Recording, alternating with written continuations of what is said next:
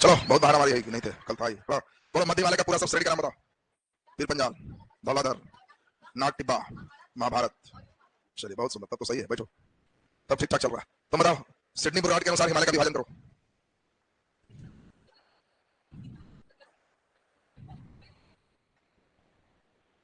तिस्ता, नेपाल हिमालय, असम हिमालय, बढ़ जाओ। सबसे लंबा कौन हिमालय है? नेपाल हिमालय। सबसे छोटा कुमायूं, बढ़ जाइए। चलो तुम बताओ जल्दी से, नेपाल में सब पश्चिम से पूरब से ज्यादा चोटी को। धौलागिरी, अन्नपूर्णा, मंसालू, मकालू, बढ़ जाइए। वाह, चलो बताओ भारत में हिमालय के 3 बड़े बड़े चोटी का नाम बताओ ऊंचाई के साथ। सबसे ऊंचा केटू हिमालय में चल रहा ना। कंचनजंगा, हाइट बोलो, हाइट बोलो। अच्छा चलो कोई बात नहीं, हाइट में वेरिएशन मिलेगा। हाँ हाँ बिल्कुल मिलेगा। चलो बैठ, घींच के पार लग गया। नंदा देवी तुमने छोड़ दिया है। चलो नहीं आया तो कितना बढ़िया, कितनी नहीं आके आती तो फिर पड़ जाती ना। बैठ, डेली आने का आदत डाल। चलिए अब क्लास को हम लोग आज आगे बढ़ाएं। पिछला क्लास लेके ठीक ठाक है, उधर भी याद किया है साहब। चलिए ये डाइजेस्ट जितना बढ़ते जाएगा उतना ही धीरे धीरे भूगोल आपका डाइजेस्ट होते भी जाएगा, तो इसलिए ध्यान दीजिए ये आपका पर्वत तक, नदी तक भार है, उसके बाद फिर भूगोल आसान हो जाता है। तो चलिए पूर्वोत्तर भारत के पर्वत, हेडिंग दे दीजिए, पूर्वोत्तर भारत के पर्वत, पब्लिक पठार कर दीजिए। नीचे पूर्वोत्तर भारत का फिगर बनाए,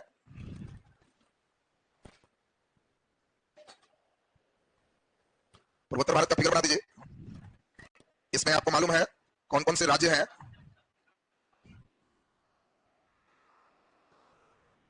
यह राज्य बोलो कौन सा है? असम, असम है। यह अरुणाचल प्रदेश, यह नागालैंड, यह कौन हो गया?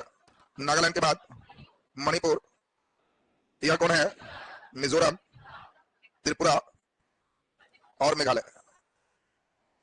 मेघालय देखो नॉर्थ ईस्ट में सबसे इंपॉर्टेंट 2-3 बात है। पहला, यह जो हिस्सा देख रहे हो जनजातीय क्षेत्र, और इसीलिए यहाँ अधिकांश पहाड़ियों का नाम वहां के पाए जाने वाले जनजाति पर। और इसमें 2 क्वेश्चन ही मेन पूछेगा, एक तो वहां जनजाति उसी से पूछ दिया, या दूसरा ये किस राज्य में है पूछेगा, इसलिए आपको स्पेशली हमने राज्य बनाया। अब ध्यान दो, आपको सबसे पहले ध्यान रखना है कि इसमें अगर हम चले अरुणाचल प्रदेश में तो यहाँ कई पर्वत श्रेणी, और अरुणाचल प्रदेश में इन पर्वत श्रेणियों में सभी को आपको ध्यान रखना है किसका किसका क्या नाम।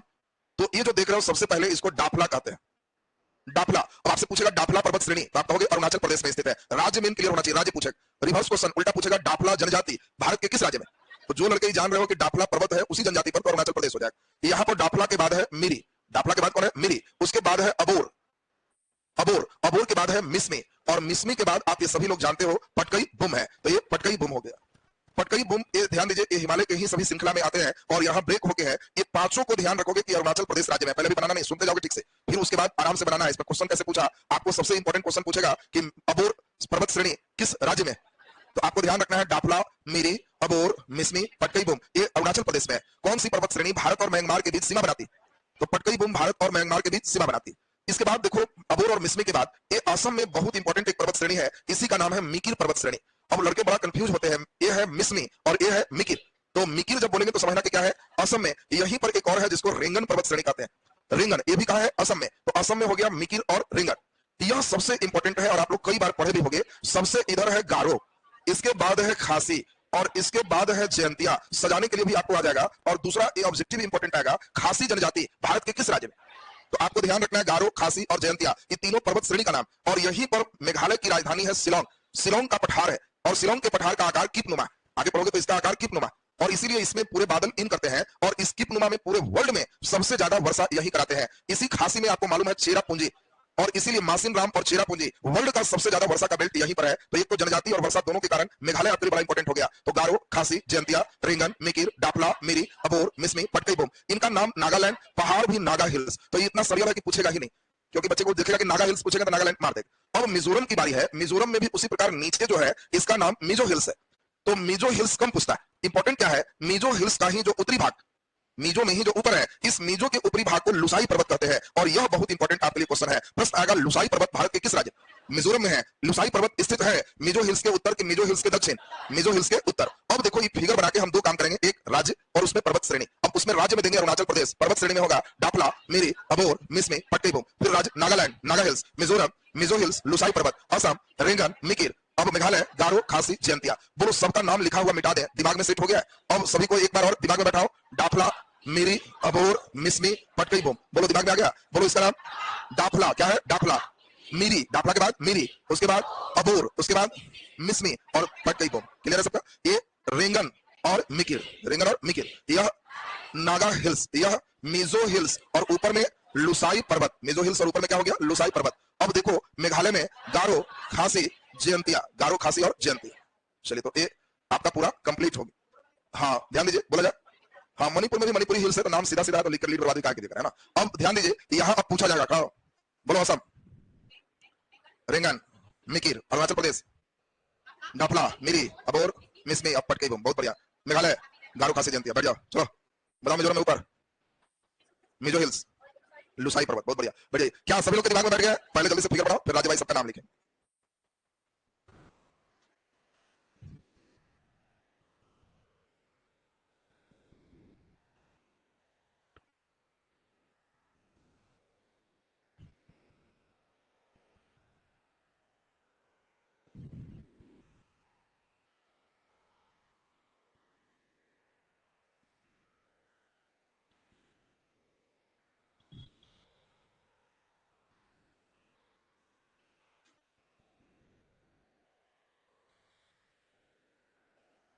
बोला जाए।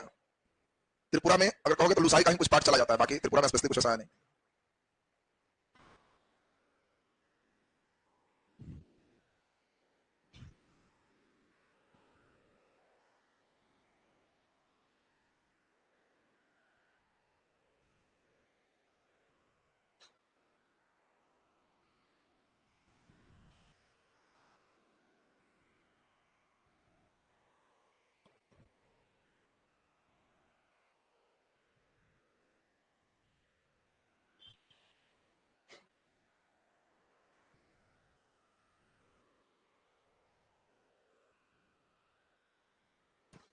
बना दिया सब? चलिए दो भाग में यहाँ पे हम लोग कर लेंगे। एक छोटा सा हिस्सा बनाएंगे राज्य, और दूसरे साइड थोड़ा लंबा होगा महत्वपूर्ण पर्वत। राज्य और महत्वपूर्ण पर्वत। चलिए राज्य में सबसे पहले लिख दीजिए मेघालय। इसमें दोनों बात आपको हमने समझाया है, जो याद रखेंगे। पहला सबसे इंपॉर्टेंट ध्यान आपको रखना है कि ये सभी जनजातियों के नाम से पर्वतों का नाम है, इसलिए जनजाति भी पूछेगा तो वहां पे आपको आंसर करना है। चलिए राज्य में पहला नंबर दे दीजिए मेघालय। मेघालय। महत्वपूर्ण पर्वत में लिख दीजिए लुसाई पर्वत। लिखो ना, गारो लुसाई लिखेगा ना, लाइक लुसाई लिख भी दिया है। मेघालय में बोलो क्या होगा? गारो, खासी, जयंतिया। कमा देकर लिख दीजिए गारो, खासी, जयंतिया। मेघालय, गारो, खासी, जयंतिया। नीचे लिखो मिजोरम। मिजोरम। मिजोरम। बोलो क्या होगा? मिजो हिल्स, लुसाई पर्वत। मिजो हिल्स, लुसाई पर्वत। चलिए नीचे लिख दीजिए नागालैंड। नागालैंड। नागा हिल्स। नागालैंड, नागा हिल्स। चलिए नीचे लिख दीजिए असम। असम। मिकिर श्रेणी, रेंगन पर्वत। मिकिर श्रेणी, रेंगन पर्वत। रेंगन पर्वत। और नीचे लिख दीजिए अरुणाचल प्रदेश। अरुणाचल प्रदेश। अरुणाचल प्रदेश। डैश तक लिख दीजिए डाफला, मिरी, अबोर, अबोर, मिसमी, पटकई बूम। पटकई बूम। सब अलग है, एक साथ नहीं है। नहीं, वो दोनों एक ही है, रेंगमाल रेंगन एक ही है असम का। अब ध्यान दीजिए, क्वेश्चन दो इंपॉर्टेंट हो गया। मिजो का उत्तरी भाग क्या है? लुसाई पर्वत। कौन सी पर्वत श्रेणी भारत और म्यांमार के बीच सीमा बनाती है? कौन होगा? पटकई बूम। बाकी कौन राज्य में कौन है, यह क्वेश्चन पूछा जाए, जनजाति से पूछा जाए तो क्या बन पाएगा सबसे? अब हम लोग यहाँ से देखिए, सबसे आसान है। हम लोग जम्मू कश्मीर से घूम रहे हैं, 3 दिन से हम लोग घूम ही रहे हैं पर्वत पर आराम से। काराकोरम घूमे, बृहद हिमालय घूमे, मध्य हिमालय घूमे, बाह्य हिमालय घूमे, आज नॉर्थ ईस्ट पूरा घूमे। अब आज के क्लास में इंपॉर्टेंट है अरावली, विंध्य करते हुए पश्चिमी घाट तक आज घूम ले। अगले क्लास में आपका थोड़ा देर एक पूर्वी घाट पढ़ाएंगे, और तब उसके बाद सभी चोटी को थोड़ा सा एक बार लाइनअप करें, क्योंकि अभी चोटी जो लिखा है एक बार दिमाग में नहीं आ रहा, एक बार खाली चोटी लाइनअप करा देंगे। फिर चोटी जैसे ही सब सही हो जाएगा तब दर्रा इसी के साथ पढ़ा देंगे। दर्रा जैसे हो जाएगा तब पठार पढ़ लोगे, उसके बाद पर्वत का सेक्शन सबसे जो टफ था निकल, तब आराम से नदी बोला जाए। किसका? सबका चोटी एक साथ फिर से रिकैप करेंगे, टोटल पर्वत श्रेणी का, ठीक है ना। अब इसमें ध्यान दीजिए सभी लोग, हाँ वो बृहद हिमालय का ही भाग आता है, वो पूछ रहे थे आपको बताया था कि मध्य हिमालय तो बीच में ही भूटान में खत्म हो जाता है। हाँ, बाह्य हिमालय का ही पार्ट आएगा ना। अब ध्यान दीजिए, यहाँ से अस्तेप को हम लोग आगे चले तो देखिए अब हम लोगों को उधर का ज्यादा जरूरत नहीं है, कारण उधर पढ़ लिए। अब ध्यान से सुनेंगे, अब अभी के सेक्शन में हम लोग यहीं पर एक पर्वत पढ़ने जा रहे हैं। अब पहले सुनना है को बढ़िया से, फिर लिखने का काम। अब इस पर्वत श्रेणी का नाम अरावली पर्वत श्रेणी है। अब देखिए अरावली पर्वत श्रेणी के बारे में आपको कुछ जानकारी सामान्य पहले हो जाए, फिर धीरे धीरे हम लोग एक एक करके चलेंगे। देखिए सबसे इंपॉर्टेंट है कि अरावली पर्वत श्रेणी ये भारत के बताओ पूर्वी भाग में है कि पश्चिमी भाग, पश्चिम भाग में। दूसरा सबसे इंपॉर्टेंट है कि अरावली से पश्चिम मरुस्थल है थार मरुस्थल। अरावली पर्वत श्रेणी से पश्चिम में कौन है? थार मरुस्थल। तीसरा सबसे इंपॉर्टेंट है कि अरावली भारत ही नहीं विश्व के सबसे प्राचीन पर्वत श्रेणी में एक है। वर्ल्ड में सबसे प्राचीन पर्वत श्रेणी में हम लोग विंध्य और अरावली का नाम जानेंगे। प्री कैम्ब्रियन महाकल्प में ही ये बन चुका है। तो अब देखिए ये प्री कैम्ब्रियन महाकल्प में है, इस समय धरती पर कोई जीवन नहीं था, इसीलिए अरावली पर्वत में कोई जीवाश्म नहीं पाए जाते क्योंकि उस समय जीवन ही नहीं था। दूसरा इंपॉर्टेंट बात, उतना पुराना करोड़ों साल पहले का ही पर्वत है, तो मिला जुला के अब जो बचा है ये बचा हुआ है अवशिष्ट पर्वत। देखो जो नया वाला होता है उसको नवीन मुर्दार कहते हैं, तो बोलो अरावली नया वाला है कि एकदम पुराना? एकदम पुराना, इसीलिए इसको हम लोग अवशिष्ट पर्वत के नाम से जानते हैं। क्या अरावली पर्वत किस राज्य में है? बोलो राजस्थान। तो हल्का गुजरात भी है, राजस्थान भी है, और सबसे इंपॉर्टेंट बात दिल्ली में भी। देख लीजिए दिल्ली तक पहुंच जाता है। और तुमको जान के सबसे आश्चर्य होगा कि दिल्ली का राष्ट्रपति भवन, अब देखो कितना इंपॉर्टेंट बात है, दिल्ली का राष्ट्रपति भवन अरावली पर्वत का ही विस्तार है जिसका नाम है रायसीना हिल्स। अब एक बार क्वेश्चन पूछ दिया कि ध्यान दीजिए, क्वेश्चन दे दिया राष्ट्रपति का नाम देके और कहा कि वो किस पहाड़ पर रहते हैं, और लड़के लगा परेशान होने की पहाड़ पर कब से चल गए, तो दिल्ली रहते हैं। अब वहां इशारा था कि राष्ट्रपति है तो राष्ट्रपति भवन में रहेंगे, और राष्ट्रपति भवन ही बना हुआ है रायसीना हिल्स पर, और रायसीना हिल्स अरावली का दिल्ली में विस्तार। बोले रायसीना हिल्स में क्लियर हो गया, रायसीना हिल्स कहां है? दिल्ली में, और यह अरावली का विस्तार है, और इसी रायसीना हिल्स पर राष्ट्रपति भवन है। अगला नंबर इंपॉर्टेंट हम लोग समझे, इसकी सबसे ऊंची चोटी, इसी का नाम है गुरु शिखर। अरावली का सबसे ऊंचा चोटी कौन है? गुरु शिखर। और गुरु शिखर की ऊंचाई चूंकि पुराना है इसलिए इसमें विवाद नहीं मिलेगा, 17-22। और देखो नया वाला में उल्टा पुल्टा होते रहे, क्योंकि नया वाला में माउंट एवरेस्ट भी 8,848 लिखा है, कहीं कहीं ज्यादा तेज बनते हैं तो 50 भी लिख देते हैं, लेकिन इधर क्या है, नया फिर से पिछले साल नापी, और पिछले साल नापी, उसके पहले 50 चल रहा था, लेकिन पिछले साल नापी में कंफर्म किया नेपाल गवर्नमेंट की 8,848 है, और अगले 5 साल पर फिर नापेंगे कितना, तो अभी 5 साल तक के लिए 48 पे लॉक है, 49-50 नहीं मारा। अब इसमें ध्यान दीजिए गुरु शिखर की ऊंचाई कितनी है? 17-22। गुरु शिखर के, अच्छा दूसरा एक अच्छा क्वेश्चन डीप में जाओ, गुरु शिखर राजस्थान के किस जिले में? तो सिरोही जिला, राजस्थान के जिला का नाम क्या है? सिरोही, वही गुरु शिखर। गुरु शिखर के बगल में ही एक ऊंचा चोटी है, इसका नाम है माउंट आबू। माउंट आबू पूछेगा किस पर्वत पर है, तो अरावली पर। माउंट आबू का नाम आपने सुना होगा, तो क्वेश्चन देगा माउंट आबू प्रसिद्ध है बौद्ध धर्म के लिए कि जैन धर्म के लिए? तो यह जैन धर्म के लिए प्रसिद्ध है, क्योंकि दिलवाड़ा का जैन मंदिर, बहुत इंपॉर्टेंट मंदिर है। क्वेश्चन पूछेगा दिलवाड़ा का जैन मंदिर कहां स्थित है? माउंट आबू में स्थित है, और यह जैन धर्म के लिए बड़ा प्रसिद्ध है। इतनी बात अरावली एकदम क्लियर होना चाहिए। हम समझते हैं अरावली सबका क्लियर हो गया। लास्ट बार हम लोग देखें, अरावली का विस्तार है पूरा पश्चिम की उत्तर दक्षिण, बोलो उत्तर दक्षिण विस्तार है, पूरा पश्चिम विस्तार नहीं। अरावली भारत के पश्चिम हिस्से में है, अरावली के पश्चिम में थार मरुस्थल है। अरावली पर्वत भारत में गुजरात, राजस्थान, दिल्ली तक विस्तृत है। इसके बाद हम लोग देखें कि यह विश्व का सबसे प्राचीन पर्वत में से एक है। अरावली पर्वत एक अवशिष्ट पर्वत है, और अरावली पर्वत पर ही दिल्ली में राष्ट्रपति भवन रायसीना हिल्स में है, जो अरावली का विस्तार है। इसकी सबसे ऊंची चोटी गुरु शिखर है, जिसकी ऊंचाई 1722 मीटर है, और ये राजस्थान के सिरोही जिले में है। उसके नजदीक एक ऊंची चोटी माउंट आबू है, जो जैन धर्म के लिए प्रसिद्ध है, और वहां प्रसिद्ध दिलवाड़ा का जैन मंदिर। इतनी बात हम लिखाने जा रहे हैं, एकदम क्लियर है ना सबका? लिख दीजिए फटाफट, नीचे हेडिंग दे दो, अरावली पर्वत श्रेणी। अरावली पर्वत श्रेणी, अरावली पर्वत श्रेणी लिख दीजिए नीचे डैश देके। विश्व के सबसे प्राचीन पर्वतों में से एक, विश्व के सबसे प्राचीन पर्वतों में से एक, विश्व के सबसे प्राचीन पर्वतों में से एक अरावली पर्वत श्रेणी है। विश्व के सबसे प्राचीन पर्वतों में से एक अरावली पर्वत श्रेणी है, अरावली पर्वत श्रेणी है। नीचे डैश देके लिख दीजिए, अरावली पर्वत श्रेणी एक अवशिष्ट पर्वत है। अरावली पर्वत श्रेणी एक अवशिष्ट पर्वत है। ठीक बात इंपॉर्टेंट है, नाक बंद रख। अरावली पर्वत श्रेणी एक अवशिष्ट पर्वत है, अरावली पर्वत श्रेणी एक अवशिष्ट पर्वत है। नीचे डैश देखिए, यह भारत के पश्चिम भाग में स्थित है, यह भारत के पश्चिम भाग में स्थित है, पश्चिम भाग में स्थित है, और इसके पश्चिम में, और इसके पश्चिम में थार मरुस्थल है, और इसके पश्चिम में थार मरुस्थल है। नीचे डैश देखिए, अरावली पर्वत का उत्तरी विस्तार,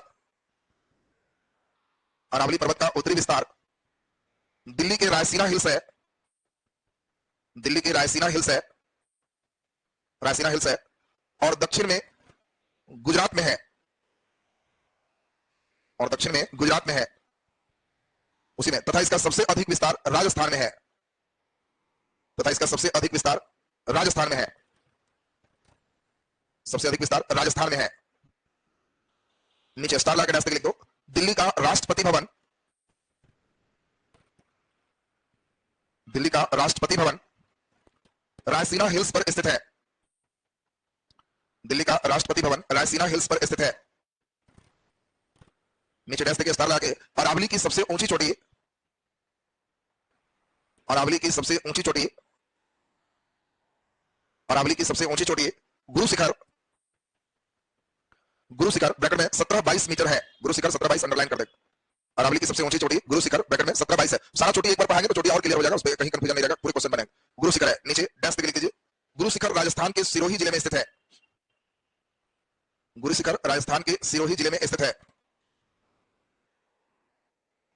राजस्थान के सिरोही जिले में स्थित है। नीचे डैश देखिए। गुरु शिखर के निकट माउंट आबू स्थित है। गुरु शिखर के निकट माउंट आबू स्थित है। माउंट आबू स्थित है, जो जैन धर्म के लिए प्रसिद्ध है। जो जैन धर्म के लिए प्रसिद्ध है। जैन धर्म के लिए प्रसिद्ध है। नीचे डैश देखिए। दिलवाड़ा का जैन मंदिर, दिलवाड़ा का जैन मंदिर माउंट आबू पर स्थित है। दिलवाड़ा का जैन मंदिर माउंट आबू पर स्थित है। चलिए ध्यान दे सभी लोग, बढ़िया से सुनो। अब राजस्थान निकल है, अब यहां से की ओर आना है। तो आज के क्लास में एक चापाकार इस तरह का है कि गुजरात के लगभग में शुरू होकर बिहार तक इन करता है। बिहार में जब तुम पढ़ोगे कैमूर की पहाड़ी, तो बिहार के कैमूर में यही प्रवेश करता है और यह बिंद पर्वत श्रेणी है। बिंद पर्वत श्रेणी का ही दूसरा नाम आप लोग सुने होंगे विंध्याचल। विंध्याचल श्रेणी इसी को कहते हैं। इसके बाद बिंद पर्वत श्रेणी के नीचे है सतपुड़ा, और सतपुड़ा के ही सीरीज में आगे है महादेव। सतपुड़ा इसी का सीरीज है। और ऐसे है मैकाल। यह कौन है? मैकाल।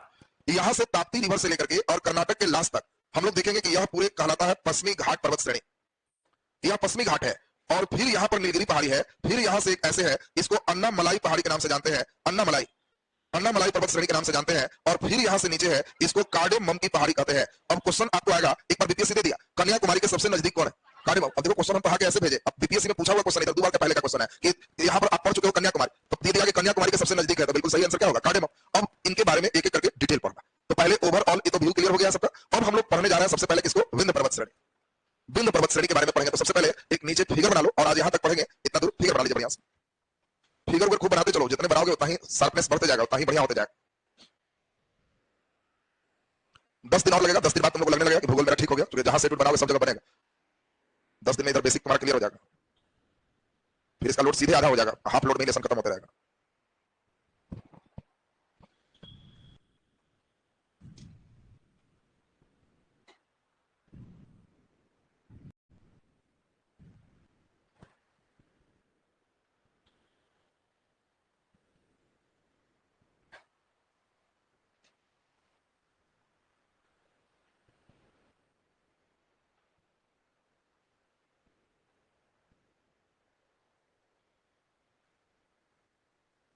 कार्डेमम, अन्नामलाई, पश्चिमी घाट, विंध्य, सतपुड़ा, महादेव, मैकाल।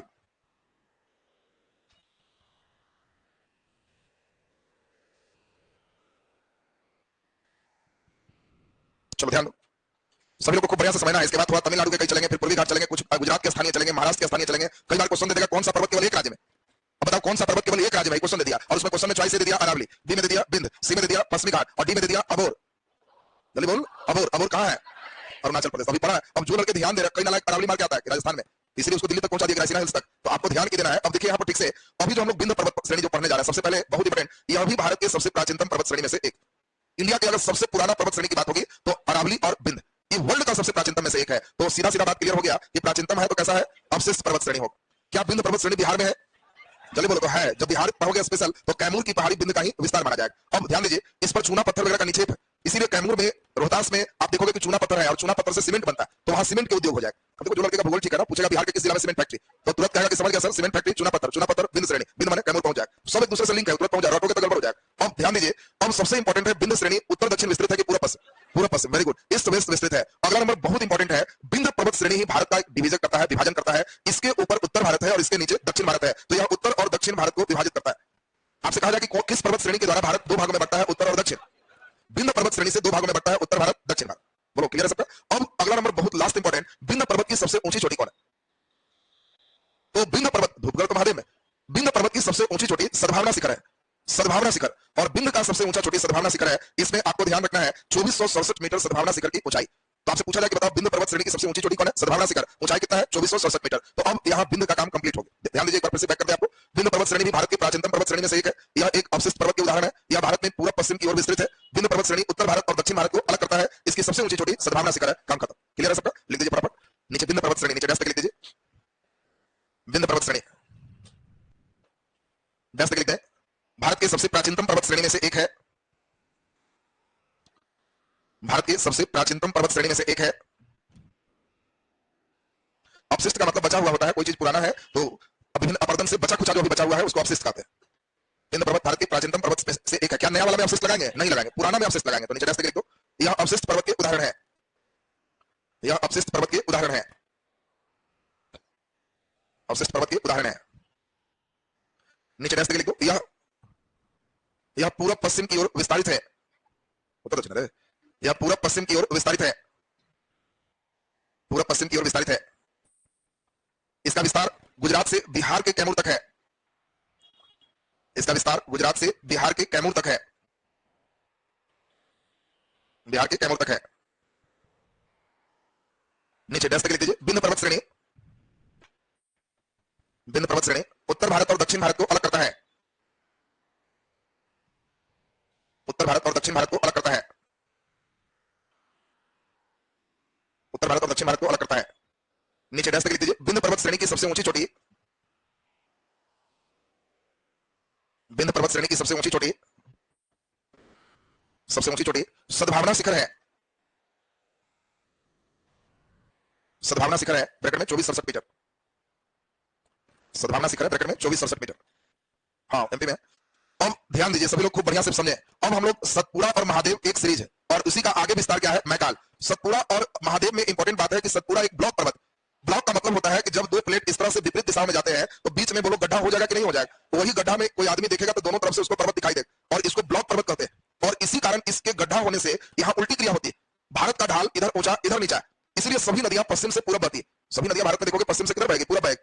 तुम यहाँ गंगा कभी देखोगे तो बताओ किस दिशा से किस दिशा, पश्चिम से पूरब। तुम अपने गांव का जितना नदी देखो सब पश्चिम से पूरब। अगर कोई नदी पूरब से पश्चिम जा रही है, बहुत गहरा कारण हो जाएगा, क्योंकि पूरब से पश्चिम भारत का ढाल ही नहीं, भारत का ढलैया क्या हुआ, ईश्वर के द्वारा है इधर से इधर। अब इधर से इधर जो नदी जाएगी वो बड़ा दुलहवा नदी हो जाएगी, जैसे नर्मदा ताप्ती, सब नदी इधर चलेगी, ई बैठ के उधर चलेगी। कारण यह दोनों पर्वतों के बीच का ये घाटी, ये ब्लॉक है, जिसके कारण इसके लिए स्पेशल समझो की ढाल बनाओ। तो आपको ध्यान रखना है, सतपुड़ा एक ब्लॉक पर्वत के उदाहरण हो गए। अगला नंबर बहुत इंपॉर्टेंट आपके लिए हो गया, सतपुड़ा की सबसे ऊंची चोटी कौन है? तो सतपुड़ा की ऊंची चोटी महादेव में है और इसकी ऊंची चोटी का नाम क्या है, धूपगढ़। धूपगढ़, धूपगढ़ की ऊंचाई कितना है, 1350 मीटर। तो महादेव की ऊंची चोटी का नाम आता, तीनों सतपुड़ा का ही सीरीज, इसलिए सतपुड़ा की ऊंची चोटी धूपगढ़ है। कहां स्थित है, महादेव सीरीज में। मैकाल की सबसे ऊंची चोटी यही है और इसी का नाम है अमरकंटक। अमरकंटक, अमरकंटक से ही आप देखोगे बड़ा विचित्र कंडीशन है, ऊपर सोन नदी और इधर नर्मदा नदी सब निकले। बिहार की सोन नदी जो है वो देखो दक्षिण से उत्तर आती, कारण यहाँ ऊंचाई है और इसलिए सोन का प्रवाह दक्षिण से उत्तर की ओर हो। और सोन कहां से निकलती है, अमरकंटक से। अमरकंटक किसकी ऊंची चोटी है, मैकाल का, और मैकाल की ऊंचाई लगभग 1360 कितना हो गया, 1060 मीटर। तो ध्यान दीजिए, तो 1060 है, तो सतपुड़ा की दूसरी ऊंची चोटी कौन है, अमरकंटक। तो दोनों ही क्वेश्चन स्पेशली भी पूछ सकता है, महादेव की ऊंची चोटी धूपगढ़, मैकाल की ऊंची चोटी अमरकंटक, सतपुड़ा की सबसे ऊंची चोटी धूपगढ़, सतपुड़ा की दूसरी सबसे ऊंची चोटी अमरकंटक। बोलो क्लियर है सबका? नीचे लिख दीजिए, सतपुड़ा पर्वत श्रेणी, नीचे लिखिए सतपुड़ा पर्वत श्रेणी, सतपुड़ा पर्वत श्रेणी। नीचे डैश लिख दो, सतपुड़ा पर्वत श्रेणी एक ब्लॉक पर्वत के उदाहरण है, सतपुड़ा पर्वत श्रेणी एक ब्लॉक पर्वत के उदाहरण है। फल्गु नदी उत्तर से दक्षिण, कोई भी रीजन नीचे से ऊपर भी नदी जाती है, जब बिहार स्पेशल पढ़ोगे तो आएगा, फल्गु नदी दक्षिण से उत्तर की ओर जाएगी। सतपुड़ा पर्वत श्रेणी ब्लॉक पर्वत के उदाहरण है। नीचे डैश लिख दीजिए, सतपुड़ा पर्वत श्रेणी के अंतर्गत, सतपुड़ा पर्वत श्रेणी के अंतर्गत महादेव और मैकाल श्रेणी आते हैं, सतपुड़ा पर्वत श्रेणी के अंतर्गत महादेव और मैकाल श्रेणी आते हैं, महादेव और मैकाल श्रेणी आते हैं, महादेव और मैकाल श्रेणी आते हैं। नीचे स्टार लगाकर डैश लिख दो, सतपुड़ा पर्वत श्रेणी की सबसे ऊंची चोटी, सतपुड़ा पर्वत श्रेणी की सबसे ऊंची चोटी धूपगढ़, धूपगढ़ ब्रैकेट में 1350 मीटर है, धूपगढ़ ब्रैकेट में 1350 मीटर है, जो महादेव श्रेणी में स्थित है, जो महादेव श्रेणी में स्थित है, महादेव श्रेणी में स्थित है। नीचे डैश लिख दीजिए, मैकाल श्रेणी की सबसे ऊंची चोटी, मैकाल श्रेणी की सबसे ऊंची चोटी अमरकंटक है, अमरकंटक है ब्रैकेट में 1060 मीटर, अमरकंटक है, जो सतपुड़ा श्रेणी की दूसरी सबसे ऊंची चोटी है, जो सतपुड़ा श्रेणी की दूसरी सबसे ऊंची चोटी है, सतपुड़ा श्रेणी की दूसरी सबसे ऊंची चोटी है, सतपुड़ा श्रेणी की दूसरी सबसे ऊंची चोटी है। अब सभी लोग ये बताओ, बिंद, सतपुड़ा, महादेव, मैकाल क्लियर है सबका? अब हम लोग चलेंगे पश्चिमी घाट, फिर अन्नामलाई, तब कार्डेमम, उसके बाद आज यहीं तक, तब अगले दिन पूर्वी घाट, नीलगिरी, फिर थोड़ा तमिलनाडु का पल्ली श्रेणी वगैरह, और तब उससे बनाए पलनी, ये सब तमिलनाडु का करेंगे। उसके बाद कल के क्लास में सब छोटी एक जगह आपका लाइनअप कराए, बस उसके बाद पर्वत कल निश्चिंत हो जाए, तब दर्रा, तब पठार, अभी चलेगा 4-5 दिन, और तब उसके बाद आपका एकदम लोड अचानक गिर जाएगा कि एकदम फिट हो गए। नीचे लिख दीजिए, बोला जाए कसके बोला जाए। सतपुरा में बर्फ, देखो बर्फ तभी होगा जब 200 मीटर से, सॉरी 2000 मीटर से अधिक हाइट हो जाए। जिसका भी हाइट उतना ज्यादा होगा तो वहां बर्फ आ जाएगा। जैसे आप देख रहे हो कि यहाँ इसकी सबसे ऊंची चोटी कहाँ है, बिंद का, तो आप बिंद में देख रहे हो कि हाइट चल रहा है कितना, एकदम 2467 मीटर, तो वहां बर्फ है। और इसीलिए मध्य भारत के क्षेत्र में पर्यटन के बर्फ का क्षेत्र देखने को नहीं मिलता, लेकिन यहाँ पंचमढ़ी जगह है, पंचमढ़ी बहुत बढ़िया ही, वहां पे पहले से जहां लोग घूमने जाते हैं और वहां बर्फ देखने को मिल सकता है आपको, क्योंकि हाइट 2000 से ज्यादा हो। यहाँ पे आप मैकाल में जाओगे तो ग्लेशियर वहां भी है, जब तक ग्लेशियर में जाएगा तो नदी कैसे निकले। और दूसरा एक रीजन है, ग्लेशियर कम बनते हैं, उतना नहीं बनते, ठंड ऋतु में बन जाते हैं, क्योंकि 1 डिग्री जाने में 1 किलोमीटर जाओगे तो लगभग 6-6.5 डिग्री डाउन होता है। तो ठंड के मौसम में जो हल्का भी ऊपर 1000 से भी ऊपर हो गया मीटर, 1 किलोमीटर, तो 6.5 डाउन, नीचे अगर 6 डिग्री ऊपर बर्फ जमने लगे, बस में। तो इसके कारण मैकाल में क्या है, 2 कंडीशन, एक तो बरसात में पानी जम गया तो ये पानी निकल रहा है, इससे भी नदी हो गया, बिना ग्लेशियर के भी नदी निकलता। और दूसरा, अब कैसे आपके छत पर पूरा पानी भर गया, अब पाइपलाइन छोटा है तो रात भर निकल रहा है, सवेरे भी देख रहे हो गिर रहा है, तो पानी 4 बजे भोर में रुका हुआ, तो क्यों, ये कम है, पानी भर गया। सेम वही कंडीशन यहाँ होता है, जैसे तुम देख रहे हो सोनभद्र, बरसात रहेगा तो खूब पानी, खूब चौड़ा, और गर्मी का दिन आएगा तो सूख जाएगा, तो समझ लेना कि बिना ग्लेशियर वाला ही सब, बिना ग्लेशियर नदी का लक्षण आएगा तो उसमें बर्फ नहीं जमता, ठीक है ना। तो ये चीज, तो यहाँ हाइट से आपको समझना है। ऐसे मध्य प्रदेश के हिस्से में यहाँ हमने बताया कि पंचमढ़ी एक जगह है जहाँ बर्फ का आनंद आप जाके ले सकते हो, मैदानी भाग में बर्फ जल्दी नहीं मिलती, तो हम लोग का कम खर्च में यहाँ भी बर्फ मिल सकता है, घूम सकते हैं। ऐसे यही बर्फ देखना है किसी को दक्षिण भारत में, तो यहाँ आना पड़ेगा तमिलनाडु में, और तब तमिलनाडु में यहाँ पर पहुंचे नीलगिरी पहाड़, वहां पे बर्फ भेंट होगा, वहां जगह एक होगा ऊटी, ऊटी जगह होगा। अब कई लोग ऊटी जाते हैं बर्फ के लिए, यहाँ पंचमढ़ी जाते हैं बर्फ के लिए, तो ये सब बर्फ के लिए जो जाते हैं, तो ये मेन जगह किसका है, हनीमून पैलेस, बस समझ रहे ना। तो ऊटी, पंचमढ़ी, ये सब हनीमून पैलेस है, जहाँ शादी करने के बाद दंपति वहां पहुंचते हैं। तो आप कई जगह घूमने के बाद आप भी डिसाइड कर लोगे कि कहाँ ठीक ठाक रहेगा। अभी पढ़िए, अभी ध्यान दीजिए, तो कई जगह हम लोग को भेंट हो जाएंगे। अब इसमें हम लोग चलेंगे, अभी कहा पश्चिमी घाट, हेडिंग दो, पश्चिमी घाट पर्वत श्रेणी। क्वेश्चन समझ आएगा। अब देखो सेटर अगर नई शादी किया, घूम घाम के ऊटी आया, तो क्वेश्चन ऊटी से डाल देता है, वो अपने घूम के आया, देखता लड़कन ठीक है कि नहीं, पूछेगा ऊटी किस राज्य में, अब दे दिया, ऊटी किस पहाड़ में है, दे दिया। तो आपको वो सारा पहले से एकदम ठीक रखना हो। नीचे पश्चिमी घाट पर्वत श्रेणी, पश्चिमी घाट पर्वत श्रेणी, यहाँ बिंदु पर्वत है, तो सब छोटी वाला एक सर्कल चलेंगे। और अभी केवल ध्यान रखना कि सद्भावना शिखर की हाइट है 2400, ठीक है ना। अब इसमें ध्यान दें, पश्चिमी घाट पर्वत श्रेणी पर थोड़ा ध्यान दीजिए, सबको सुनेंगे ठीक से। पश्चिमी घाट पर्वत श्रेणी के बारे में पहला चीज तो देखो कि पश्चिमी घाट पर्वत श्रेणी भारत में पश्चिमी तट के सहारे डिसकंटिन्यू है कि कंटिन्यू है, तो पश्चिमी तट के समानांतर लगातार है। देखो एक सबसे अच्छा ऑब्जेक्टिव है, पूर्वी घाट पढ़ोगे तो डिसकंटिन्यू, पश्चिमी घाट पढ़ोगे तो कंटिन्यू। दूसरा नंबर बहुत इंपॉर्टेंट है, पश्चिमी घाट पर्वत श्रेणी का ही दूसरा नाम सहयात्री है।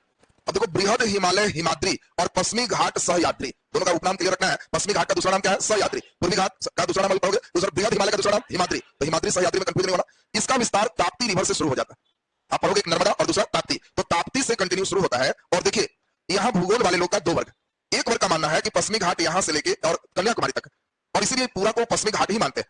वहीं दूसरा वर्ग का मानना है कि नहीं, पश्चिमी घाट और पूर्वी घाट जहां मिलते हैं वहां नीलगिरी पहाड़ी, और नीलगिरी के बाद नीचे अन्नामलाई श्रेणी शुरू होता है, जो पश्चिमी घाट का हिस्सा नहीं है, वो स्वतंत्र पर्वत श्रेणी। इसीलिए कई बार क्वेश्चन में बहुत अच्छा प्रश्न आता है, पश्चिमी घाट की सबसे ऊंची चोटी कौन है। अगर भूगोल वाले यहां तक ही लेके चलेंगे तो अनाईमुदी नहीं हो। देखो दक्षिण का हमेशा ध्यान रखना, 2 पीक सबसे इंपॉर्टेंट है, उसकी हाइट याद चाहिए, बाकी याद रह चाहिए। यह 2695 और यह 2637, ये एकदम सबको रटन चाहिए।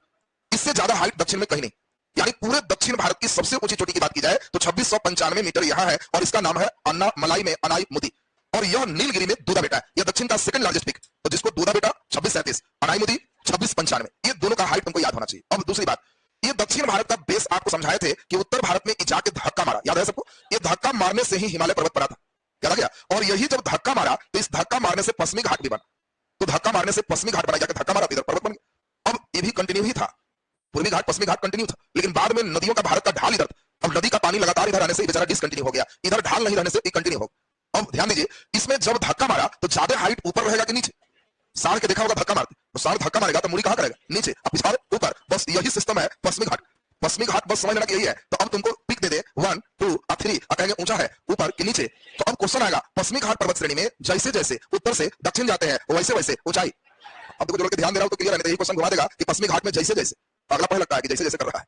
अब आपको ध्यान रखना है कि ऊपर से नीचे जाएंगे तो इसका हाइट घटेगा कि बढ़ेगा, बढ़ेगा। अब देखो चूंकि भूगोल वेता का 2 वर्ग है, एक वर्ग का मानना है कि ताप्ती रिवर से लेकर कन्याकुमारी तक पूरे हमारा क्या है, सब पश्चिमी घाट, इसीलिए उसने पश्चिमी घाट को 3 भागों में बांटा। एक बांटा कि गोवा के ऊपर जो देख रहे हो ये उत्तर का पश्चिमी घाट है, एक बाकी यहां देख रहे हो मध्य पश्चिमी घाट है, और नीचे दक्षिण पश्चिमी घाट।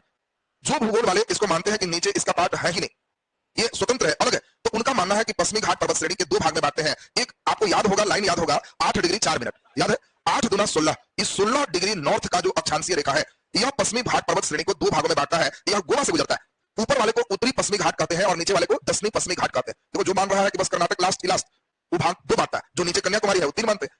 इसी में महाराष्ट्र में सबसे ऊंची चोटी, बड़ा इंपॉर्टेंट, और यहां कर्नाटक का सबसे ऊंची चोटी, बड़ा इंपॉर्टेंट। ये देखो यही है कलसूबाई, कलसूबाई, और यह है कुद्रेमुख, कुद्रेमुख बहुत इंपॉर्टेंट है और इसीलिए सबको एकदम ध्यान रखना है। यह जो देख रहे हो लगभग 1600 मीटर इसकी हाइट है। यह जो देख रहे हो ये 1800 मीटर इसकी हाइट है, 1854 मीटर के लगभग में इसकी हाइट। इसमें आपका लगभग 56-54 के आसपास ये भी मिलता है। अब ये बताओ कलसूबाई ज्यादा हाइट है कि कुद्रेमुख?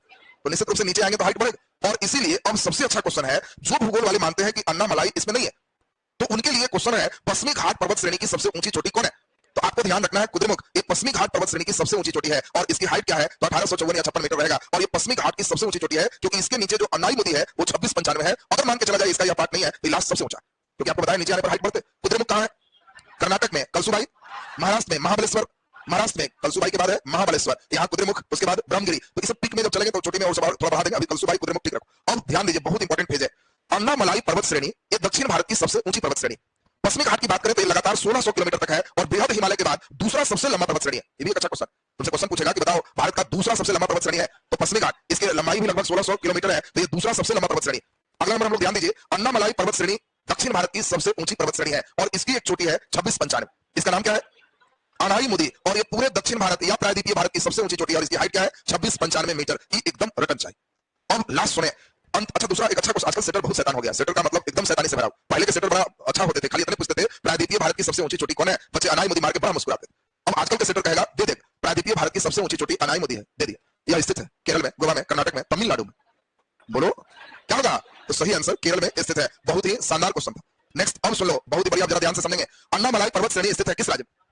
तो केरल में भी है, तमिलनाडु में भी। तो आपको ध्यान रखना है अन्नामलाई केरल और तमिलनाडु दोनों राज्य में स्थित है। ये देखो कार्डेमम, अच्छा क्वेश्चन यहां से आते हैं तो इसको थोड़ा सा सुन लिया जाए। कार्डेमम पर्वत श्रेणी भारत की दक्षिणतम पर्वत श्रेणी है और यह कन्याकुमारी के सबसे नजदीक, यह केरल राज्य में विस्तृत है।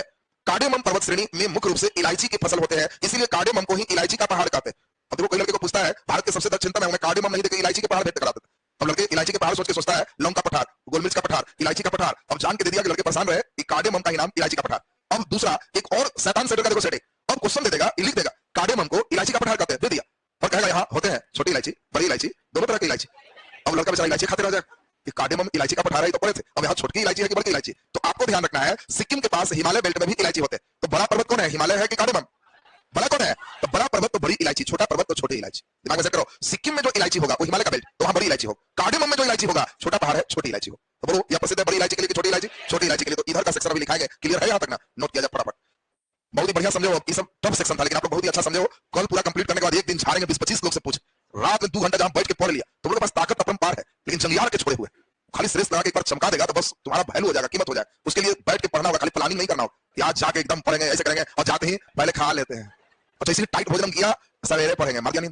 अब ई वाला एकदम छोड़ दो, एकदम जितना है पूरा 50-50 के एकदम चल रहा है। चलिए नीचे फटाक से लिख दीजिए पश्चिमी घाट पर्वत श्रेणी, नीचे डैश लिखो पश्चिमी घाट पर्वत श्रेणी,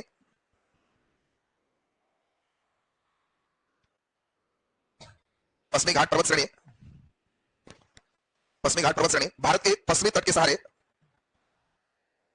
भारत के पश्चिमी तट के समानांतर कर दो, भारत के पश्चिमी तट के समानांतर, पश्चिमी तट के समानांतर। बोलो गैप हो गया है कि लगातार है? वेरी गुड, लगातार विस्तृत है। पश्चिमी घाट में कहां गैप है? हम लोग पश्चिमी घाट यहीं तक मान रहे हैं, नहीं समझे? लगातार है, पश्चिमी तट के समानांतर लगातार विस्तृत है। इसके नीचे वाला को हम मान रहे हैं कि पश्चिमी घाट नहीं है। आपको पूछ रहा है कि पश्चिमी घाट की सबसे ऊंची चोटी तो अनाईमुदी की कुद्रेमुख, तो कुद्रेमुख है, इसको छाट दिया अनाईमुदी, ठीक है ना? नीचे डैश लिख दीजिए पश्चिमी घाट पर्वत श्रेणी का दूसरा नाम, पश्चिमी घाट पर्वत श्रेणी का दूसरा नाम, पश्चिमी घाट पर्वत श्रेणी का दूसरा नाम सहयाद्री है। पश्चिमी घाट पर्वत श्रेणी का दूसरा नाम सहयाद्री है, सहयाद्री है, सहयाद्री है। नीचे डैश लिख दो, इसकी लंबाई 1600 किलोमीटर है, इसकी लंबाई 1600 किलोमीटर है और यह भारत के दूसरा सबसे लंबा पर्वत श्रेणी है, और यह भारत के दूसरा सबसे लंबा पर्वत श्रेणी है, दूसरा सबसे लंबा पर्वत श्रेणी है, पर्वत श्रेणी है। नीचे डैश लिख दो, इसका विस्तार ताप्ती नदी से, इसका विस्तार ताप्ती नदी से कर्नाटक तक है, ताप्ती नदी से कर्नाटक तक है। नीचे डैश लिख स्टार लगा लिख दीजिए, स्टार लगा लिख दो 16 डिग्री नॉर्थ अक्षांश, 16 डिग्री नॉर्थ अक्षांश, नॉर्थ अक्षांश पश्चिमी घाट पर्वत श्रेणी को 2 भागों में बांटता है, पश्चिमी घाट पर्वत श्रेणी को 2 भागों में बांटता है, 2 भागों में बांटता है, 2 भागों में बांटता है। नीचे पहला नंबर लिख दो उत्तरी पश्चिमी घाट पर्वत श्रेणी, उत्तरी पश्चिमी घाट पर्वत श्रेणी, उत्तरी पश्चिमी घाट पर्वत श्रेणी डैश देखिए, बोलो कहां तक होगा ये? गोवा तक। चूंकि 16 डिग्री कहां से गुजरती है, गोवा से, तो लिख दीजिए इसका विस्तार ताप्ती नदी से गोवा तक है, इसका विस्तार ताप्ती नदी से गोवा तक है, ताप्ती नदी से गोवा तक है, गोवा तक है। नीचे स्टार लगा के डैश लिख दो। इसकी सबसे ऊंची चोटी, इसकी सबसे ऊंची चोटी कलसूबाई, कलसूबाई ब्रैकेट में 1646 मीटर है। 46-45 इंपॉर्टेंट नहीं है, 16 इंपॉर्टेंट है। अगला दो अक्षर एक होना चाहिए बस, बाकी बहुत क्लोज में नहीं दे देगा। कलसूबाई है ब्रैकेट में 1646 मीटर है, ब्रैकेट में कर दो महाराष्ट्र। कलसूबाई कहां स्थित है, महाराष्ट्र, महाराष्ट्र।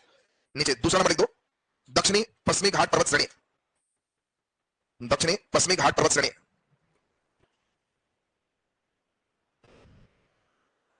लिख दीजिए गोवा से, गोवा से कर्नाटक तक विस्तृत है, कर्नाटक तक विस्तृत है। नीचे डबल स्टार लगा के लिख दो इसकी सबसे ऊंची चोटी, इसकी सबसे ऊंची चोटी कुद्रेमुख,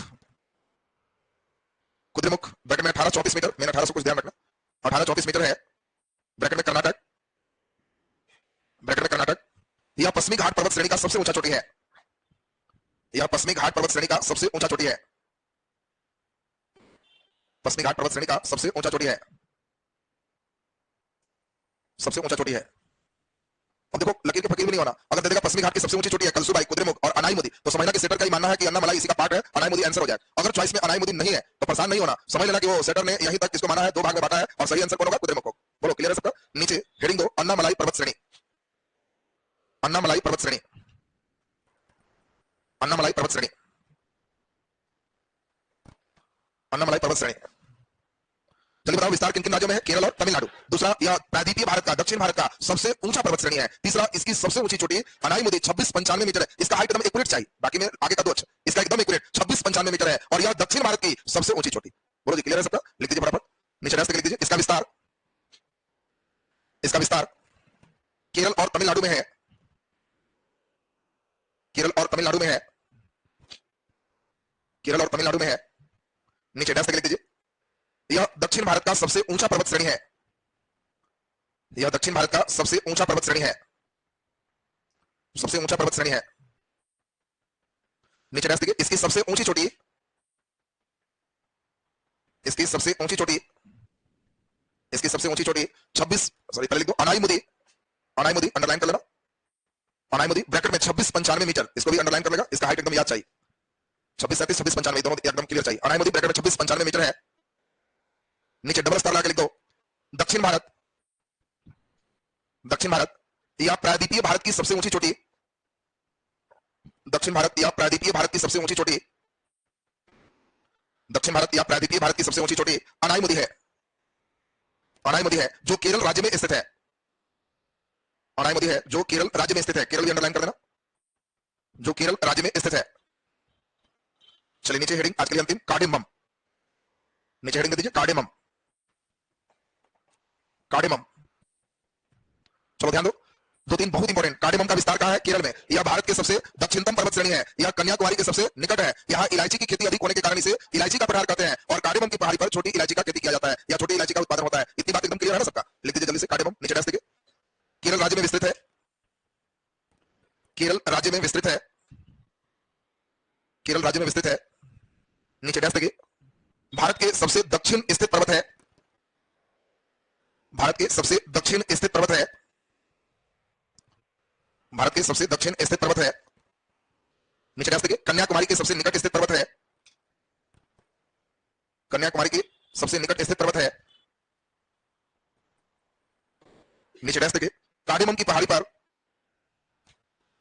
कार्डेमम की पहाड़ी पर इलायची का उत्पादन अधिक होने से, कार्डेमम की पहाड़ी पर इलायची का उत्पादन अधिक होने से इसे इलायची का पठार कहते हैं, इसे इलायची का पहाड़ कहते हैं। नीचे डैश देखिए इस पर छोटी इलायची का अधिक उत्पादन होता है, इस पर छोटी इलायची का अधिक उत्पादन होता है, छोटी इलायची का अधिक उत्पादन होता है, अधिक उत्पादन होता है। अब हम लोग को बहुत कम, इसमें आधे घंटे 45 मिनट का और समझो पर्वत बाकी है, पर्वत कंप्लीट हो गया। ये बताओ दिक्कत नहीं ना किसी को, इस पर क्वेश्चन देगा तो बनेगा ना सबसे ईमानदारी से। जहां दो बार पढ़ लोगे नक्शा दिमाग में बैठ गया तो लगेगा कि बड़ा आसान हो गया, जबकि भूगोल का एक टफ सेक्शन था, लेकिन तुम लोग बहुत गंभीरता से क्लास को सुना, इसलिए बहुत आसान हो जाएगा। दूसरी बात सुन लीजिए, एक इंपॉर्टेंट अब सूचना है, जो पिछला मेंस बैच चल रहे थे वो यहाँ पे लगभग 3 तारीख को मई को समाप्त हो जाए। तो 3 मई को मेंस बैच समाप्त हो जाएंगे। इस बार पिछले बार की कोई गलती हमने नहीं किया। पिछले बार था कि मेंस का ही बच गया, इसे खत्म नहीं हुआ, फला हुआ। और शुरू में ही सुरताल जो बनाए, हमारा क्लास 40 मिनट का ही रहा एक विषय का, उसी स्पीड में खत्म होगा। क्योंकि हम दिल्ली से कोई टीचर आए तो मजबूरी है कम से कम 4 से 5 घंटा पढ़ाएंगे। अब दिल्ली से आ रहे हैं, उनका क्लास तो 40 मिनट नहीं लग सकता। तो दिल्ली से जो टीचर आए 40 से 45 मिनट पढ़ाए, सभी टीचर पूरे कंप्लीट दिल्ली से पढ़ाए और निकले। तो इसमें एक टीचर थे दीपक सर, तो थोड़ी उनकी व्यवस्था सबसे ज्यादा, दीपक सर अभी इंडिया फेम के टीचर, विद्या एजुकेशन का सौभाग्य कि हम लोग को समय दे पाए। क्योंकि फिजिक्स वाला में भी वो दीपक सर आईएएस के सबसे अच्छे स्टार टीचर में, उनका भी फोटो सभी जगह होगा। उत्कर्ष सबसे स्टार टीचर वही। तो अभी दिल्ली के जो है कई जो है दीक्षांत आईएएस सबसे स्टार टीचर वही। तो कई संस्थान के सबसे स्टार टीचर थे और वो पटना ऑफलाइन आने के लिए तैयार हो गए, बहुत बड़ी बात। तो पटना में हमने बताया कि सर अभी आपको आना जरूरी है, तो हम हमारे साथ अच्छे संबंध है। जब वो इलाहाबाद प्रयागराज में जीएस वर्ल्ड चलाया करते थे, डायरेक्टर थे, तो उनके यहाँ हिस्ट्री हम पढ़ाने गए थे, पर उनको हिस्ट्री की दिक्कत आ गई थी। तो आज से कई वर्ष पहले तो उनको हिस्ट्री की दिक्कत आई, हिस्ट्री टीचर नहीं, तो हिस्ट्री पढ़ाने हम चले। तो इधर हमारे साथ जब दिक्कत आई तो हम केवल एक बार बोले तो कहे कि हम भी आपके आएंगे। तो ऑफलाइन में हुआ है और यहाँ क्लास के, लेकिन पहले भी बता चुके थे कि हमारी व्यवस्था इतनी अधिक है कि कंप्लीट ऑफलाइन नहीं ले पाए। तो इसलिए उनके क्लासेस सैटरडे संडे जो थे वो फिक्स थे। बाकी पर डे वो कहे कि ऑनलाइन से बच्चे जब फेमिलियर हो जाएंगे तो हम दिल्ली से लेकिन क्लास सिलेबस कर ले, तो उनका उसी अनुसार से चल रहा है। आप लोग को भी इधर पीटी में पॉलिटिकली अब 2 बात आ रही। एक तो है कि यहाँ पिछले बार पॉलिटिकली भी कई टीचर रहे हैं, सब लोग हैं। तो यहाँ स्थानीय में है क्या कि उनको आराम से आए क्लास लिए निकले, हमको भी समस्या नहीं होती। दिल्ली वाले टीचर में थोड़ी समस्या है कि मीडियम लेवल का टीचर करोगे तो हमको दिक्कत नहीं है, कर ले। चाहोगे इंडिया फेम टीचर है तो प्रैक्टिकली व्यवहारिक संभव नहीं है कि वो हमेशा आके क्लास ले। तो आपका 15 दिन 20 दिन क्लासेस ऑफलाइन आएंगे, लेकिन फिर 10 दिन 15 दिन क्लास ऑनलाइन भी करना पड़ेगा। वो 35-40 दिन की क्लास में सिलेबस खत्म हो जाएगा। मतलब यहाँ जब आएंगे तो उनकी क्लासेस 5 घंटे 6 घंटे लगेंगे, फिर ऑनलाइन लेंगे तो 1.5 घंटे से 1 घंटे से ज्यादा नहीं लेंगे। ऑनलाइन में ज्यादा टाइम नहीं लेते हैं। ऑनलाइन है तो एप्लीकेशन पर आप लोग जोड़ा जाएगा, फिर होगा। तो अगर तुम लोग से राय ले रहे हैं तो इसमें पॉलिटिकली अगर चाहोगे तो अभी जैसे आज से 3-4 साल पहले यहाँ करण चौधरी सर भी आए, तो करण चौधरी सर है क्या कि खान जो है आईएएस के साथ यूपीएससी के पटना में ऑफलाइन पढ़ाने आ रहा है, तो वो आ रहा है। तो इसमें बातें तो हो रही है। तो यहाँ भी हमने बोला कि जो पेमेंट वहाँ है उससे ज्यादा यहाँ रहेगा, तो पेमेंट के लिए हम दिक्कत नहीं करते। तो इसलिए हम कहें कि यहाँ भी पेमेंट जो दे रहे हैं हम ज्यादा देंगे। संख्या फंक्शन से क्या मतलब, हम तो अपना ही सब अभी आप सबसे कम फी में बीपीएससी पढ़ पाते हो। इसका कारण सिर्फ एक है कि अधिकांश विषय मैं खुद पढ़ाता हूं। सभी टीचर को लगा के पढ़ाया जाए तो ये कतई संभव नहीं है कि ये संभव हो पाएगा, समझ रहे ना। तो इसीलिए सबसे न्यूनतम है कि हमारे जितना हमारी हो कोई बात नहीं है, चल जाए तो हम पढ़ा ले रहे हैं। बाकी अगर हर क्लास हो तो हमको 2-3 टीचर करना ही है, तो इंडिया फेम करना जितना पैसा ले, बाकी जो देर आजादी देंगे तो 2 ही विषय करना ही है, तो हमको दिक्कत क्या है। इसीलिए हमको कोई समस्या नहीं आती। तो इसमें आपका पॉलिटिकली वो भी तैयार है। सोमवार को कहे कि पटना हमारा है तो आपसे बातचीत करेंगे। हम कहे कि मई में आपका शेड्यूल लगेगा, तो उनसे भी बात यही हुई कि हम अपना 25-30 क्लास लगभग पॉलिटी में लगेगा 5-6 घंटे बाद। तो उसमें 15 दिन हम आपके साथ ऑफलाइन रहेंगे, बाकी जो 10-12 दिन 15 दिन है तो 1-1.5 घंटे ऑनलाइन रहेंगे। तो पहले से ही कंफर्म सोच लो, एक उपाय। दूसरा कहोगे तो सैटरडे संडे दीपक सर का क्लास कुछ दिन ऑफलाइन फिर भी ऑनलाइन रहेंगे, तो एक दूसरा ऑप्शन हो गया। तीसरा कहोगे मीडियम लेवल पे भी कई टीचर है, चाहोगे रिसर्च तो उनको बुलाया जाएगा, देखो अगर अच्छे लगे तो क्लास हो सकता है। चौथा है पटना से ही कहोगे तो 1 घंटे 3 का क्लास लगा के कंटिन्यू डेली पढ़ा सकते हैं। आपके पास सुन लो पहले बात, हमको किसी में कोई दिक्कत नहीं। तुमको किसी टीचर से पढ़ भी लोगे और पूरा पढ़ने के बाद फिर कहोगे कि जी ई वाला में दिक्कत आ गया तो फिर वहां पढ़वा लेंगे। हम एक बार यहीं के बच्चे के खास बायोलॉजी दुख हल करने में 4 बार बायोलॉजी 4 टीचर से पढ़वा दी। दिल्ली से भी पढ़वा दिया, यहाँ से भी पढ़वा दिया, फिर दिल्ली से कोई टीचर यहाँ से करवा के पढ़वाया, 4 बार पढ़वा गया। अभी दिक्कत है, फिर बुला देते। समय रह गया, मेन टाइम का है ना। उस बैच में बीपीएससी 1.5 साल परीक्षा ले रहे थे, टाइम था हमारा विषय का। ठीक है सर बायोलॉजी दुख है, हम कितने बार टीचर बुलाते हैं। शुरू में कहा खूब बढ़िया आधा पढ़ लिया ना लगा सर, फिर वो दूसरा ट्राई करे तो चौथा आते आते फिर जाकर के सही हुआ। तो इसमें हमें वो दिक्कत नहीं है। तुम्हारे पास है कि समय अगर रहता तब तो होता कि 2 बार हो जाएगा, लेकिन अभी क्या समय का बीपीएससी एकदम ऑन टाइम चल। और आपके बैच टारगेट बैच है, टारगेट का मतलब हम लोग एकदम 69 के एग्जाम के प्रूफ इस बैच को कंप्लीट करें। एक बैच यहाँ जस्ट शुरू होगा 20 मई से, इसका एडमिशन 17 अप्रैल से शुरू करवा। एक माह पूर्व एडमिशन शुरू हो जाएगा 17 अप्रैल को। यहाँ एडमिशन नामांकन की प्रक्रिया जो है क्या होगी उन लोगों का। यह बैच को कोई 69वीं 17वीं से मतलब नहीं है, वो खत्म नहीं हो जा सकता है, 72 हो जा सकता है। 1.5 साल पढ़ाएंगे इसको। तो इसीलिए इस बैच में कोई हम लेके चलेंगे नहीं कि इसमें कोई बीपीएससी परीक्षा देने वाला बच्चा बैठा है, फ्रेशर बच्चा बैठा है, आराम से 1.5 साल हमारे साथ तैयार है। उनके घंटे में कभी भी 1.5 घंटा 2 घंटा से ज्यादा कभी नहीं हो। तुम्हारा कम कितना देर होगा डिपेंड करेगा तुम प्रशांत, बस ना। अभी तो आराम है, जब जरूरत होगा गेयर स्लेटर तो चेंज हो जाएगा। हम ये नहीं सुनेंगे कि बच गया, कभी नहीं सुनते हैं और ये चीज हम नहीं सुनेंगे, इसके लिए मुझे खड़ा रहना। बाकी अभी जैसा है हम लोग मान के चल रहे हैं कि बहुत ज्यादा आप में स्थिर नहीं हो, तो थोड़ा सा जरूरत होगी तो अंत में किया जा सकता है। तो एक तो हो गया वो। दूसरा आप लोग के लिए मेंस फाउंडेशन, क्योंकि 3 मई को हमारा पिछला मेंस बैच समाप्त हो। इस बार जो मेंस बैच चला तमाम सभी दिल्ली से जितने एक्सपर्ट टीचर थे सब उन्हीं के द्वारा चला। हमारा एगो हम ही खाली रह गया जो बिहारी रहे, बाकी सब दूर दूर वाले ही रहे। तो एक हमारे द्वारा जो है 2 सेक्शन जीएस में, एक हिस्ट्री और एक डीआई, ये दोनों हमारे द्वारा हुआ। बाकी सभी लोग बाहर से विशेषज्ञ मैक्सिमम है और उनका सिलेबस कंप्लीट हो जाएगा। तो आप लोग का भी 21 मई से फाउंडेशन बैच जीएस का 4 है, अभी से ही 1 घंटे 1.5 घंटे डेली चलता है। तो वो अभी से ही धीरे धीरे टुगुम चलते रहेगा, तो लिखने आ जाएगा, आसान हो जाएगा। और इसी में एक अल्टरनेट में 1 घंटे 45 मिनट निबंध क्लास वो डेली चलते रहे, क्योंकि निबंध भी आवश्यक हो गया। तो जो बच्चा पीटी में लगभग ठीक ठाक है तो वो ये दोनों सेक्शन अपना 21 मई के आसपास से लगातार चलेगा, चलते जाएगा। अभी जो निबंध बैच शुरू हुआ है उसमें केवल बेसिक देके 5-6 निबंध गेस करके बस हमको उतना ही पढ़ाना। बाकी जो बच्चा एडमिशन ले लिया उनको अलग से कोई फी नहीं लगेगा। इस बैच में भी लगातार पढ़ते जाएंगे, भर पेट पढ़ना है। 70-80 निबंध के बाद भी इच्छा होगी तो 90 किया जाए। इतना निबंध भर पेट उसमें होगा, उसमें हम ही खुद मुख्य रोल में, साइड टीचर भी उसमें कई सारे रहेंगे। इसलिए निबंध की भी पूरी समस्या को उसमें निदान करवा। तो जो बच्चे एडमिशन ले लिया कंटिन्यू निबंध बैच में पढ़ते रहेंगे। जिनका अपना नहीं है तो कोई बात नहीं, फिर से निबंध बैच यही 21 मई से शुरू हो, तो वहां से कंटिन्यू फिर 0 से एडमिशन लेगा, 0 से क्लास फिर से शुरू हो जाएगा। तो ये आपका मुख्य टारगेट यहाँ पर है, जिसको आपको समझा लिया। अब इन सभी के एडमिशन के लिए सबसे बड़ा ऑफर आता है 17 अप्रैल इसी में। तो इस महीने में 17 अप्रैल को एक ऑफर है जिसमें एडमिशन 1 माह पूर्व से चलते रहेगा। इस दिन ज्यादा ऑफर रहेगा, फिर धीरे धीरे फिर ग्रोथ होकर फिर ई वाला फी कभी नहीं रहेगा, बस ना। तो इसलिए आप उपकार कर लोगे। कारण है कि हर बार 17 अप्रैल को एक ऑफर हम दे देते हैं, कारण हाँ हम अपना जन्मदिन के अवसर पर उसमें दे देते हैं, ठीक है ना। तो उसमें 17 अप्रैल को उसी में आपका रहता है कि भाई छूट है और उसमें आपका एक ऑफर है। तो उसमें एक कल हो सकता है यूट्यूब पर एक वीडियो चला जाए, वो कंटिन्यूटी में आ जाएगा। तो जो सीरियस बच्चे हैं, आर्थिक दिक्कत जिनको नहीं है तो अपना कंटिन्यूटी में लगे रहोगे तो फिर अपना कंटिन्यू चलते जाएगा। जो नए बच्चे हैं इस बैच के साथ अगर समझ पा रहे हैं तो द बेस्ट है, क्योंकि बैच ऑन टाइम निकल जाए। जिनको लगता है समझ में दिक्कत है तो फिर कोई बात नहीं, साइड बैच आपका 20 तारीख से शुरू होगा। उन लोग का टाइमिंग लगभग 3 से 4:30 होगा, 3 या 2:30 के आसपास ही रहेगा। 3 से 4:30 हमेशा परमानेंट टाइमिंग वही रहेगा। बाकी लगभग इसमें 2:30 से ही कर लेते हैं उसको, 2:30 से 4 2:30 से 4 को नया बैच फाउंडेशन वाला चल जाएगा, 4 से 5, 5:30 ये आपका हो जाएगा मेंस, और बाकी आप लोग का जैसे चल रहा है 5:30 से 7:30 चलते रहेगा। जब अंतिम परीक्षा का 20 दिन रह जाएगा तो ये वाला समय भी पीटी को ही दे दिया जाएगा। बस परीक्षा में जब 20 दिन तो मेंस को जो है सेंटिंग डाल देंगे, और 4 से लेकर के 7, 7:30, 8 बजे तक मिजाज से पड़ेगा, गर्मी का दिन तो रहेगा, तो इसलिए 4 घंटे मिजाज से पड़ेगा, एकदम हम सिलेबस आ जाएगा, दिक्कत नहीं रहेगी। तो चूंकि हमारा क्लास इधर डेली प्लान है, इसलिए कोई इस बार भी कहीं कोई समस्या नहीं है। बाकी भूगोल वगैरह भी जो चाहिए पिछले बार से हम खुद ही पढ़ा दे रहे हैं कि हर चीज आपका ज्यादा रहे, कहीं कम का कोई नहीं रहे, क्या कम मेहनत थोड़ा पड़ेगा, लेकिन आपको भी लगेगा सब चीज एकदम हमारा जबरदस्त हो गया, बढ़िया हो गया। तो इसलिए इस बार मेंस बैच भी जो पढ़ा रहे हैं पिछले बार से ज्यादा, फिर आपको पढ़ाएंगे तो उससे ज्यादा रहे। हर बैच में कई बच्चे कॉमन आ जाते हैं कि हम पिछला पढ़े फिर आ गए, तो हमारी मजबूरी होती है कि थोड़ा पढ़ाएंगे नहीं तो डेली कॉपी खोल के बैठ जाएगा, कॉमा यहीं पर लगाए थे, ये साल मुझे मार दिया, तो इसीलिए वो कॉमा चेंज करना पड़ेगा ना, तो कॉमा इन्वर्टेड कॉमा बदलना पड़ता है, नहीं तो कई लड़का जो है उल्टेगा और कहेगा देखो यही कॉमा पर पिछले साल भी था, तो उसी कारण वो थोड़ा सा चेंज रहता है, यहाँ से डेली मिलाती होगी बैठ के। चलिए तो अब ध्यान दें, कार्डमम लिखा गया सबका, सब्जेक्ट चेंज करिए, निकालिए फिजिक्स को। हाँ, इस संडे टेस्ट है, तो इस संडे आपका टेस्ट है, इस संडे टेस्ट सीरीज में आपका प्लान है पहले से, तो इस संडे केवल एक बार देख लोगे, मेन स्पीड अगले संडे से टेस्ट